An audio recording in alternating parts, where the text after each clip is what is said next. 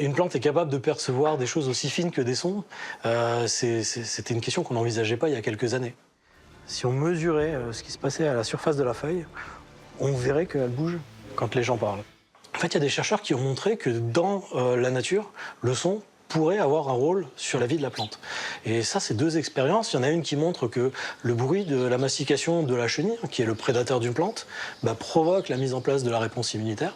Et puis il y a une autre étude qui montre que quand le pollinisateur d'une plante s'approche de la plante, en fait, la plante va produire un nectar plus sucré. Et ça, c'est deux raisons qui donnent envie de mieux comprendre comment les plantes perçoivent le son, pour après aller déterminer dans la nature si le son pourrait vraiment être une information utile à l'adaptation de la plante à son environnement.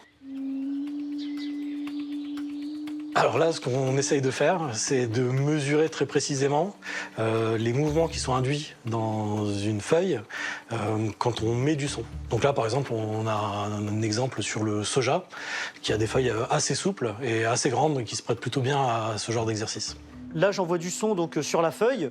Et comme on peut le voir, là, sur la feuille, on a une petite lumière rouge qui est en fait l'émission et la réception d'un vibromètre laser qui va nous permettre de mesurer les déplacements de la feuille.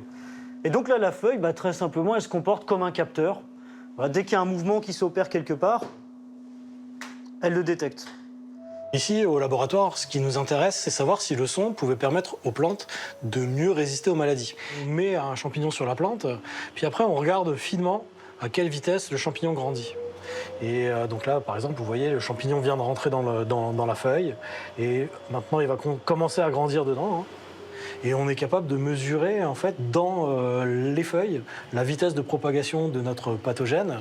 Et donc, en mesurant sa vitesse, on est capable de déterminer, par exemple, que quand les plantes elles ont été exposées plusieurs fois à du son, 3 heures par jour, c'est ce qu'on a fait, et la maladie se propage vraiment moins vite. Comme les animaux, les plantes perçoivent et utilisent le son pour communiquer avec leur environnement. Chez certaines, il éveille la graine. Chez d'autres, il mûrit le fruit. Prendre conscience de cette sensibilité sonore, c'est redécouvrir la plante comme un être vivant à part entière.